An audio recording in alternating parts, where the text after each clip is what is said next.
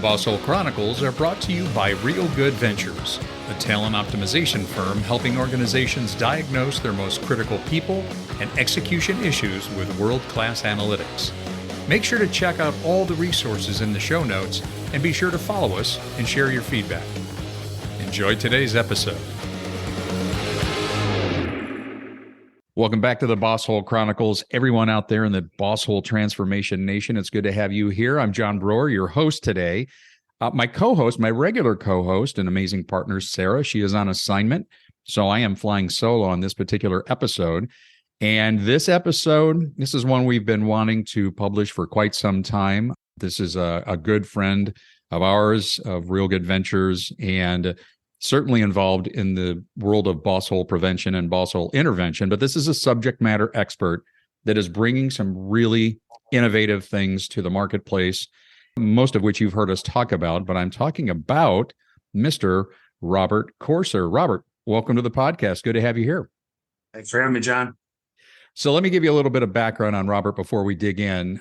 We actually met Robert through our associations with Predictive Index as a certified partner. Robert is a long-time expert in PI and talent optimization. If the last name sounds familiar, his father, Dan, was on the podcast in our first year, and go back and check that out. Dan gave, as you know, Robert, your dad's got some great stories, and we heard some of those stories on the podcast. But Robert, at that time, was serving or started as Director of Business Development and then moved on to Senior Partner of Predictive Synergistic Systems, which was the original name of the certified partnership that Dan had started and that you took over. And you are now the CEO, what is now called Synergistic Systems, previously Predictive Synergistic Systems. But it doesn't stop there, folks. Robert is not only the CEO of one of the largest certified partners of PI, Synergistic Systems, he is also the CEO of Line of Sight. And you've heard us talk about Line of Sight.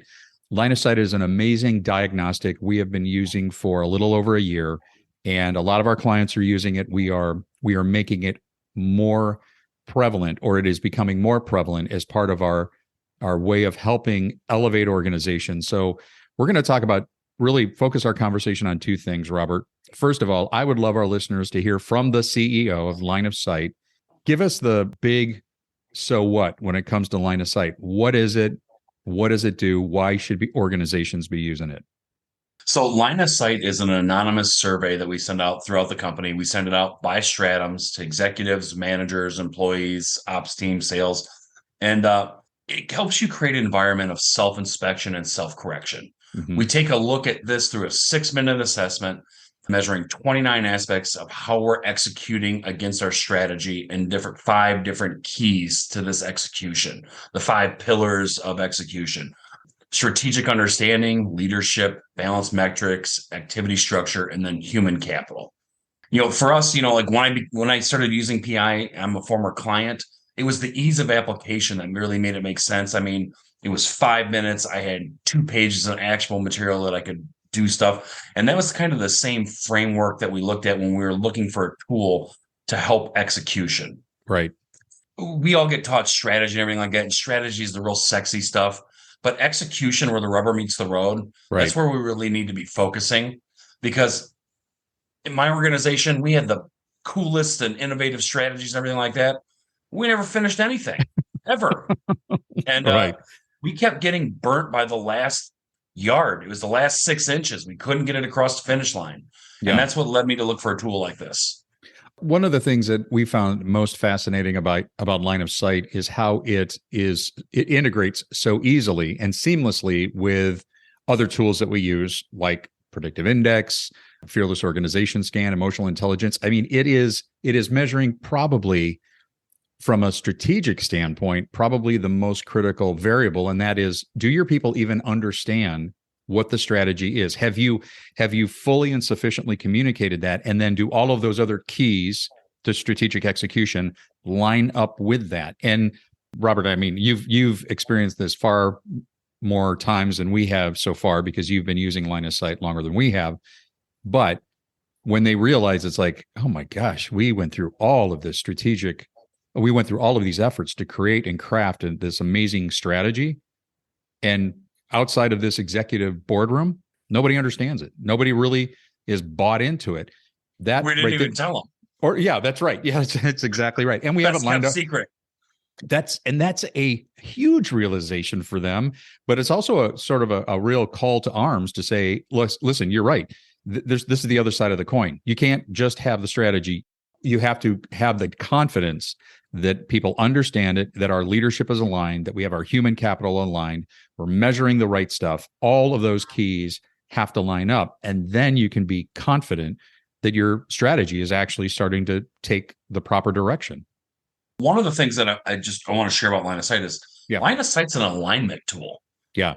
And that's a good point. Yeah. When you have alignment, you get superlative execution.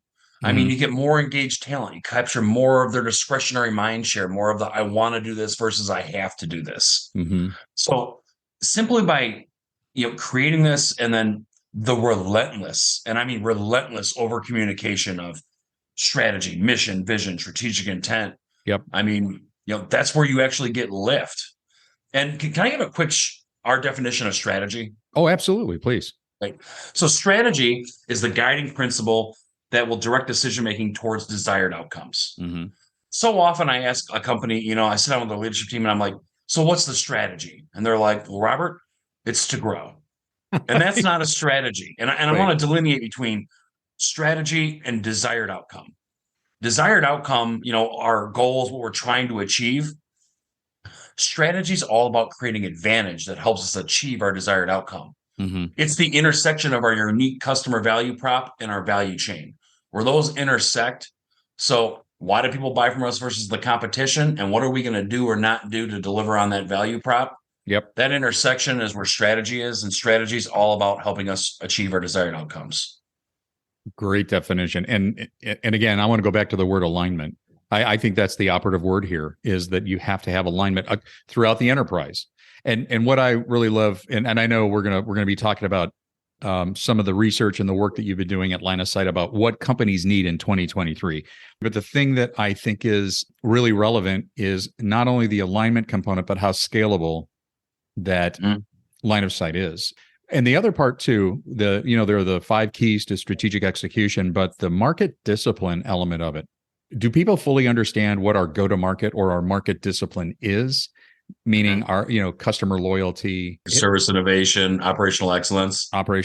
Yeah. I mean, do people understand that's really, we have to create alignment around that as well, because if we don't understand who we are, what we do, and how we go to market is going to be very, very difficult. So since Line of Sight, and you've been running Line of Sight and overseeing it, you guys have done a lot of research, and there are a couple of things, and check the show notes, everybody. By the way, I want you to check the show notes. Robert's LinkedIn information will be in there. We'll have resources about Line of Sight for you. You published a few research pieces that just really provided some very enlightening information about what are CEOs looking at. But what I love about what you guys are doing, the team at Line of Sight, is how you're looking forward.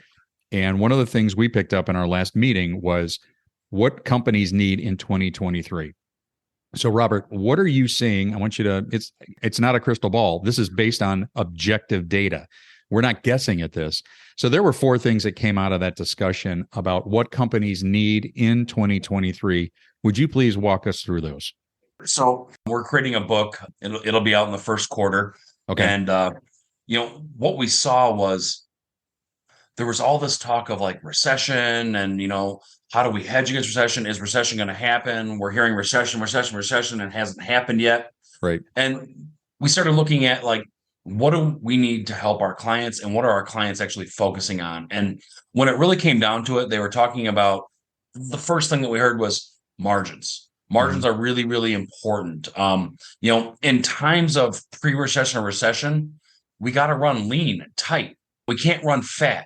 So, I mean, taking a look at, where do we have human capital? I mean, how do we cut fat, not bone? Good execution protects profits and makes you sure you have good margin, because you have this razor narrow focus on why people buy from us versus the competition. What are we going to do? And more importantly, what are we not going to do to deliver on that value prop? So it's that razor narrow focus, and everyone's aligned on it. that kind of hedges against running too fat. So the first one is protect margins. And what you're saying is that we're in alignment around how we actually do that. Because if we're not, we're going to hit bone. We're going to cut right down to the stuff that's most critical in the organization and hurt the organization. Okay, good. So protect margins, number one. Next one is manage scarcity. Tell us a little bit more about that one. In times of high inflation and, supply chain disruptions, I mean, you got to make the most of what you got. Yeah. And I mean, when we're running really, really tight and aligned, we have more readiness. We can forecast a little bit better. And, we're using leading and lagging indicators to predict, to hypothesize what things are going to do. And we can kind of hedge against that. Okay. Do we up our buying power? Do we buy and wholesale and hold these things, so we get better cost and that kind of thing? Right. It's being a little bit more strategic on acquisition, and product and everything like that. And how long can we hold? If we're ready and we're aligned, we can forecast more accurately, and we can hedge against that. It's interesting because with supply chain scarcity issues in the marketplace, to your point, it is becoming an influence and forcing us into a strategy or forcing us to do business in ways that we hadn't anticipated or we're not ready for it. And what you're saying is that, listen, this alignment is the sort of thing that doesn't pin us in that corner and create that kind of desperation, if you will. All right. So the third one, so we heard about protect margins, manage scarcity. Third one is thrive in uncertainty. And we are in some uncertain times right now. So share more about that with our listeners. I always look at this as you want to look at your strategy as a living, breathing thing. Okay. You want to build agility into it, especially as times are uncertain and we don't know. Making sure that our desired outcomes, we're shored up around that. We know what we want to achieve and how we're going to do it. And I mean, strategy isn't something that we put up on the wall and say, we're done. Like, we constantly got to take a look at it. And some of the larger companies, I mean, Dell, those types of things, they were doing kind of a living strategy that was just constantly evolving and constantly pushing to achieve desired outcomes. So making sure it's dynamic and it is dynamic enough that it can adjust to the shifting sands of the marketplace. And actually building flexibility and agility into that strategy. Yeah. Being dutiful about it. Yeah. Do you, one of the keys to strategic execution that's always interested me is activities and structure, because I think people would listen to that and say, oh, that's great. We have to create activities and structure that are going to allow us to execute on our strategy. But that's what you're talking about. Those activities and structure automatically need to have to have some flexibility built into them, or they're built to be able to shift as necessary, correct? That's the second strongest key to strategy execution as far as correlation goes. Oh, that's right. Strategic understanding is number one, and activities and structure. I mean, is strategy prioritizing day-to-day activities for all employees? Yeah. Yep. Are there efforts delivering on your unique customer value? Pretty important stuff. Interesting. You say that. Little side note. When I think about a couple of years ago, it's not that performance management isn't relevant now, but do you remember, I think it was pre-COVID, performance management had a huge emphasis behind it. I mean, there was so much work and activity behind that. And yet I'm not so sure how well the market has done around performance management, because we can actually, that's one of the beauties of line of sight, is that if you have a performance management system or protocol in place, we'll be able to confirm whether or not it's working, because activities and structure is going to help reveal how effectively has this been managed, deployed, and are people actually seeing it through. So that was just, I've always found that particular key to strategic execution very unique. One of the really important things of performance management is good metrics. So you do have balanced metrics. Yeah. I mean, are KPIs meaningful? Do they drive the type of behaviors you're trying to achieve? And I mean, there's usually a gap there. And we have a tendency to measure the things that are really easily measurable and tangible. Right. And those aren't always the things that we should be looking at. Yep. Of course, balanced metrics is another one of the keys. But it's interesting. I just had a meeting yesterday with a client, and I delivered a workshop for 15 of their managers. Great group of people, fast growing company. Line of sight will be part of what we're working on in 2023 with them. But the thing that I found interesting is on balanced metrics, you talk about the easy things to measure, or the things that we usually measure that are probably most common or with which we're most familiar, performance, and whatever performance looks like in an organization. I said, listen, I think there are other things, other metrics that are as relevant, if not more relevant, for example, engagement, strategic alignment, again, what we're talking about right here, retention. I mean, these are things that have a measure to them. But if we're using the easy stuff, oftentimes I think there's a bit of a, it's almost as though we're sort of lulled into complacency because performance or production or productivity looks good, but we're ignoring some of the other key metrics that are actually costing us more money than we're actually making. And we're sort of enamored by the traditional things. So when I think about managing and looking at key metrics, it's like looking deeper. I mean, and we call that out in line of sight. I got a big delta I want to share with you. Okay. Go ahead. Yeah, great. So Dan's company. Okay. High-end grocery store chain. All right. They could measure everything. They could measure the square inch of an ad. Okay. Mm-hmm.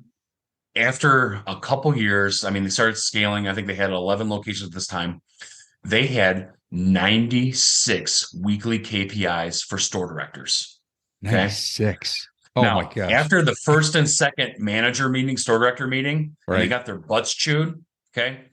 That store director spent the lion's share of their time back in that office being all over these KPIs instead of being out on the floor and managing their store. Right. Now, the complete opposite of that, I have a boat builder. They have one KPI. How many boats per line per week? Really? Okay. And it's causing all kinds of other problems. And it's just like, not enough boats. Yeah. Yeah. So it's somewhere in the middle, right? It's somewhere in the middle. Well, no, those are, I mean, two ends of the spectrum. And so I think for our listeners, for our leaders out there, think about what it is you're measuring, make sure it's relevant, make sure it really helps us understand, do we have alignment, but are the KPIs, are our metrics current and relevant to the work that we're doing? So somewhere between the grocery store and the boat builder is probably the sweet spot there. Okay, good. That was a great sideline. Thanks, Robert. So what companies need to do? The first one, again, protect the margins, manage scarcity, thrive on uncertainty. So the fourth one is keep it together. I'm really intrigued by this one. So share more about that with our listeners. So if you don't keep it together, okay, you're going to lose discretionary mind share from your employees. Okay, they're going to check out. You're not going to get the most out of them. I mean, they're going to be anxious. They don't know what's going on. When we're really aligned on why people buy from us versus the competition, what's our mission, vision, and strategic intent, right, it gives a sense of purpose to all employees at all levels. They know how they contribute to the success. And then when they know that, you get deeper engagement. They're willing to go above and beyond. They're not going to just have to meet that minimum threshold. If I don't do this, I get fired. Yeah. They're going to, I want to do this. There's a phrase that Sarah always uses, if people can weigh in, they will typically buy in.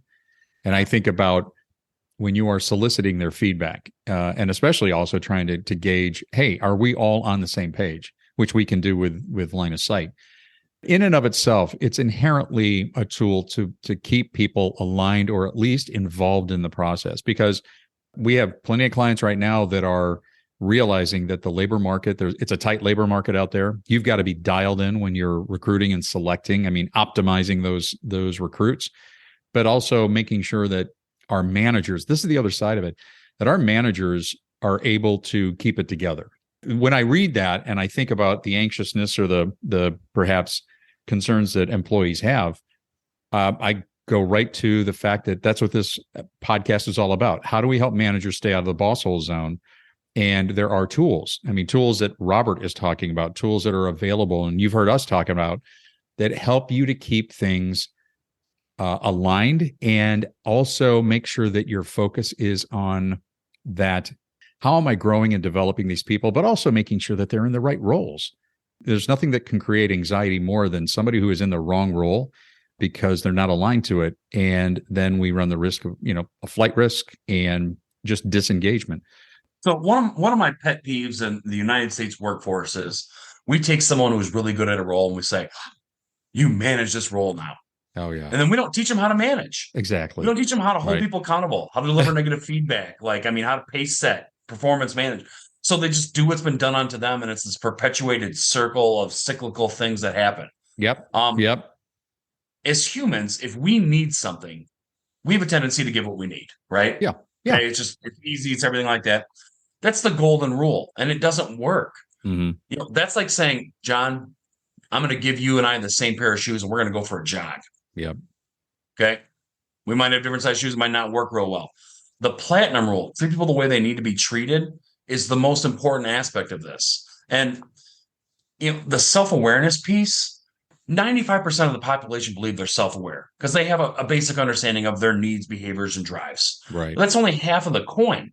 The other half of that coin is, how do those needs, behaviors, and drives interact and impact with others? Mm-hmm. That's true self-awareness. And that's why there's a gap. 95% of people think that they're self-aware, and it's really only like 14%. What I find so fascinating, Robert, is when we take people through their behavioral DNA, and as we are doing a lot, but you're sitting down with somebody and they're looking at their data, their report, and they go, yeah, I'm just not so sure this is me. And I said, well, I'm going to walk you through it. I'm going to help you understand it from a contextual and a situational perspective. And I said, but if you really want to know, give it to somebody, give it to a good friend or a family member and have them read it. Because more times than not, they'll go, oh, yeah, this is totally like you. This is completely you, because you can never sufficiently self-evaluate. You just cannot do it.